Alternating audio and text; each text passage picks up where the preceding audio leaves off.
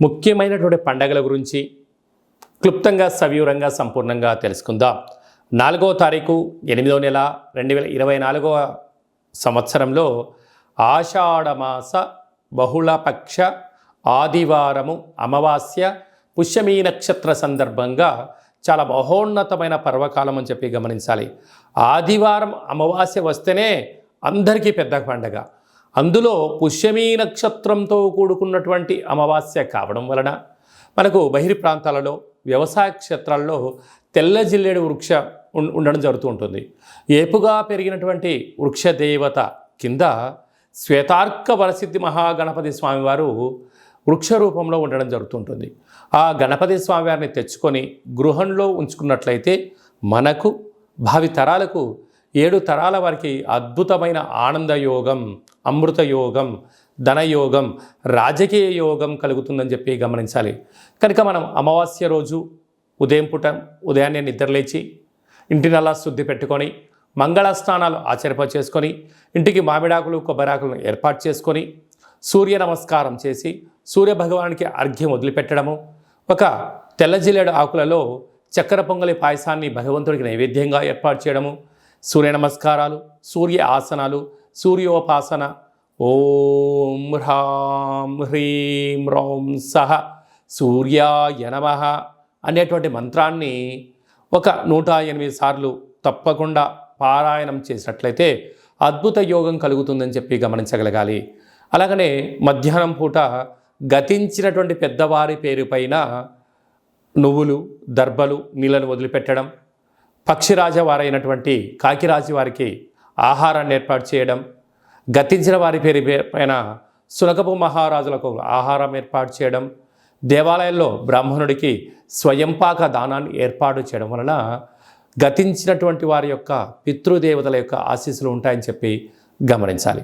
సాయం సంధ్య కాగానే సాయంత్రం 4:30 నుండి 6 గంటల వరకు రాహుకాల సమయం ఉంటుంది కనుక ఇంట్లో ఒక అష్టదళ పద్మాన్ని వేసుకొని నిమ్మకాయలతో దీపాన్ని వెలిగించడము, విష్ణు సహస్రనామ పారాయణం కానీ లలిత సహస్రనామ పారాయణం చేయడం వలన ఇంటిలో రాహుకాలంలో చేసే పూజ ఫలిత ప్రభావం వలన నరదృష్టి, శత్రు ప్రభావాలు తొలగిపోతాయి.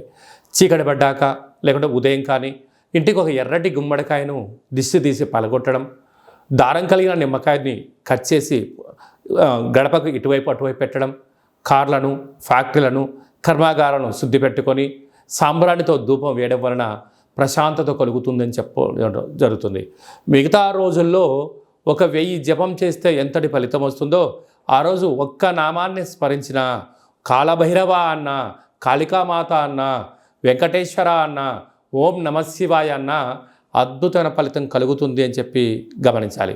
ఆ రోజు చేసే పూజ, ఆ రోజు చేసే దీక్ష, ఆ రోజు ఉండబడిన మౌనము మనకెంతో ఐశ్వర్యాన్ని, ఆనందాన్ని మనకు కలిగిస్తుందని చెప్పి గమనించగలగాలి.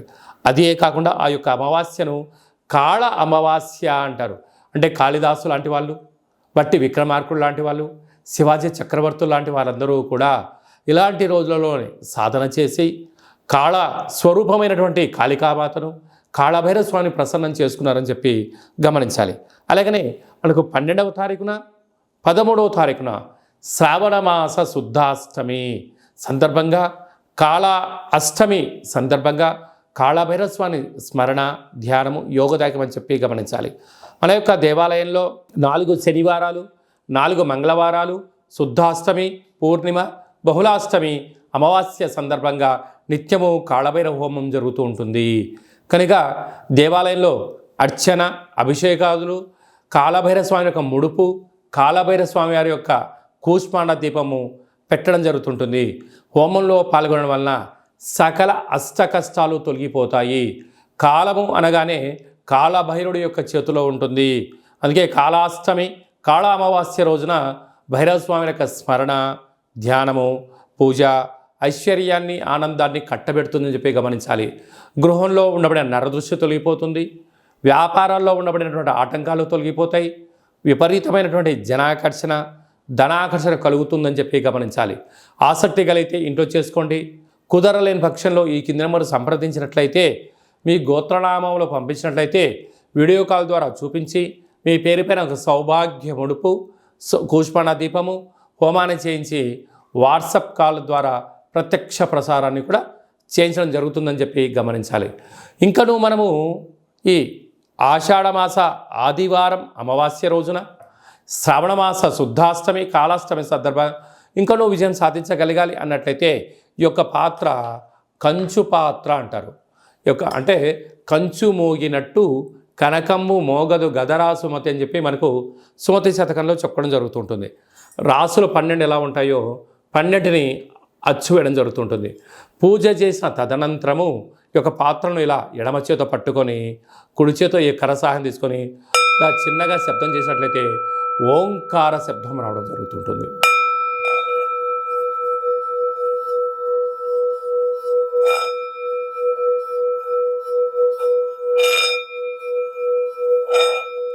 ఈ ఒక ఓంకార శబ్దం ధ్వని వలన మానవుని యొక్క శరీరంలో చక్రాలు వికసింపచేయడం, ఇంట్లో ఉండబడినటువంటి దరిద్ర దేవత బయటికి వెళ్ళడం, గ్రామంలో సంచరించేటువంటి మహాలక్ష్మి దేవత